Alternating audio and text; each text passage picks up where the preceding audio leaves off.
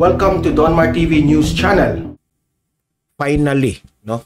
Finally, itong si Vice President Inday Sara Duterte nagsalita na, no? Binanata na, no? At itong si VP Sara hindi na nakatiis, no? Binanata na itong si Senator Risa Hontiveros at itong si Franz Castro, no? Oh, nakakarma kayo ngayon, ha? Karma is real. Itong dalawang mga oposisyon na ito na laging pinagbantayan itong trabaho ng ating Office of the Vice President. Ngayon, nag-rest back itong si VP Sara Duterte. Yan ang pag-usapan natin.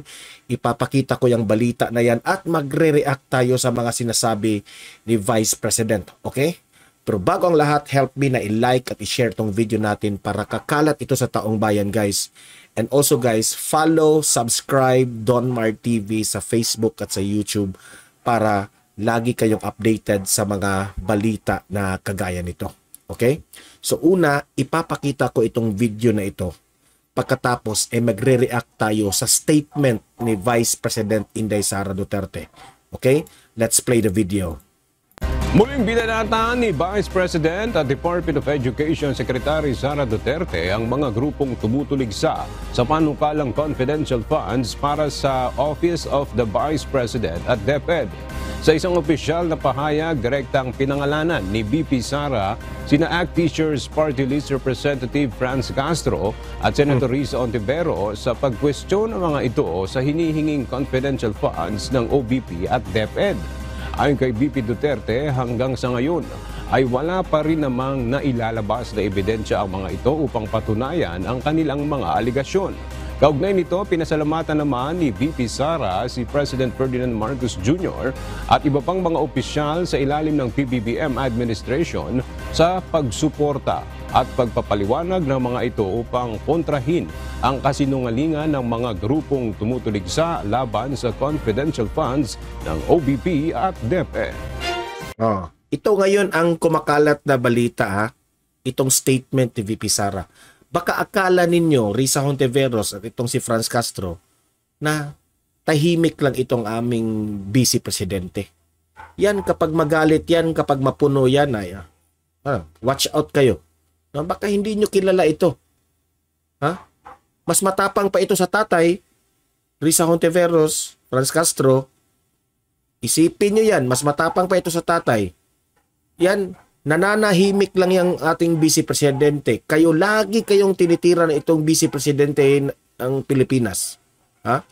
Oh. Akala nyo hindi siya re-rest back, ha? Oh, ngayon nag-rest back na ngayon. Ano kayo ngayon? Karma is real. Okay? So, magre-react tayo sa statement na sinabi dito kay VP Sara. Okay? Sabi ni VP Sara, these efforts are genuinely appreciated because they help counter the lies told by Representative Franz Castro and Makabayan Black in Congress on 2022 OVP Confidential Fund. At itong si Risa Hontiveros, while she amused the nation with her flair for drama, could only wish the 2022 Office of the Vice President Confidential Fund was accessed illegally. Sabi ni VP Sara, it's a shame they still cannot produce any proof of support their dirty imagination. Ibig sabihin, sabi ni Vice President Inday Sara Duterte na nakakahiya kayo, Risa Hontiveros, nakakahiya kayo, Franz Castro, na hanggang ngayon, hindi kayo makapag-produce ng proof sa inyong mga aligasyon, sa inyong mga akusasyon. Hindi ba kayo nahihiya dyan? Oh, harap-harapan na itong statement na sinabi na nakakahiya kayo. Yan kasi ang mali sa inyo. Buwelta kayo ng buwelta. Mag-akusa kayo ng mag-akusa. Mag-present kayo ng proof. Hindi yung puro pa-epal sa media. Pakitang gila sa media na meron kayong sinisira ang tao na akala ng iba totoo. Pero wala naman kayong proof.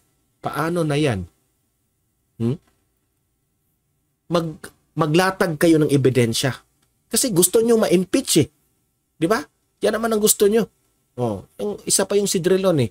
Gusto nyong ma-impeach si VP Sara. At alam kong mga oposisyon na kayo, gusto nyong ma-impeach si VP Sara. Kung gusto nyong ma-impeach si VP Sara at patunayan nyo na nagnakaw siya ng pera, patunayan nyo na palpak siya, give us proof. Yan ang sabi ni VP Sara dito. Nakakahiya kayo na until ngayon, hindi kayo makapagbigay ng proof to support their dirty imagination. Imagine that one. Ang mga dumi ng utak nyo. Risa Hontiveros and Franz Castro, yan ang sabi ni VP Sara, ang dumi-dumi ng utak nyo.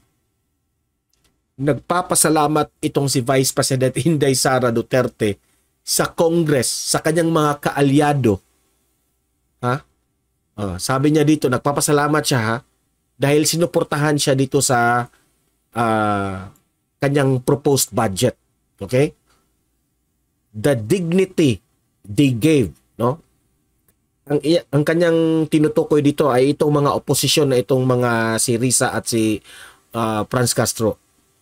The dignity they have cost Congress and the Senate should be enough for us not to give them serious attention. Ibig sabihin ni VP Sara, no? Ang kanilang mga indignity na itong Senate at itong Congress na na forced sila para imbestigahan ito si VP Sara, no? Ay enough para hindi kayo pansinin. Napahiya na si Franz Castro. Naibigay na yung budget ni VP Sara. Hindi siya pinansin ng Kongreso. Dahil terminate nitong si yung anak ni President Bongbong Marcos na si Sandro Marcos na terminate yung pag-investigate dito sa yung deliberation sa confidential fund na yan. Okay? So napahiya kayo ngayon. So deserve kayo.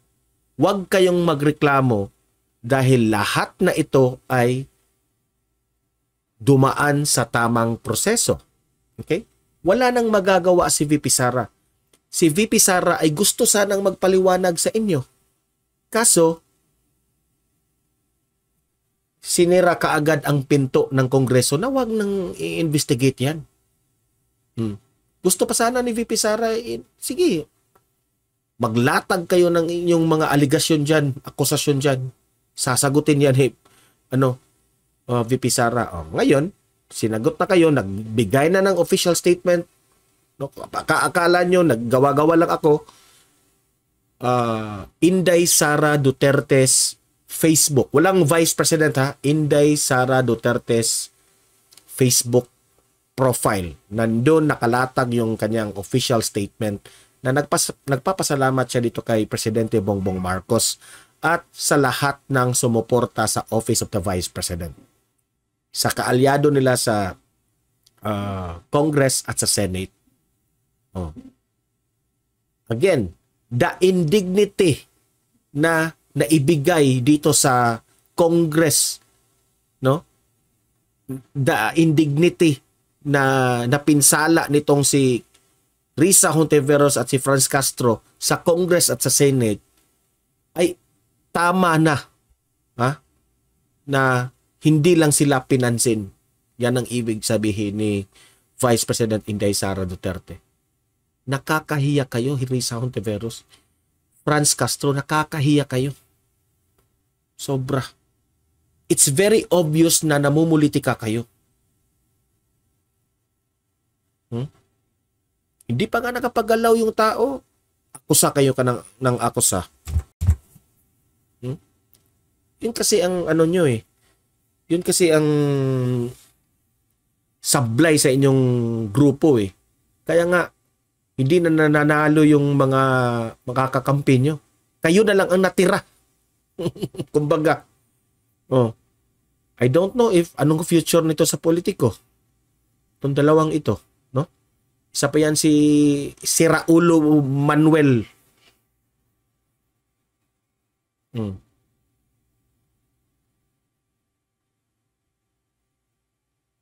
Okay? So tama lang na nag-rest back at binanatan kayo nitong si VP Sara. You deserve the shame. Nakakahiya kayo. Okay? So kayong mga audience ko dito, libre kayong mag-comment, mag-react tungkol sa issue na ito. Tama lang ba na binanatan ni Vice President Inday Sara Duterte itong mga oposisyon na ito?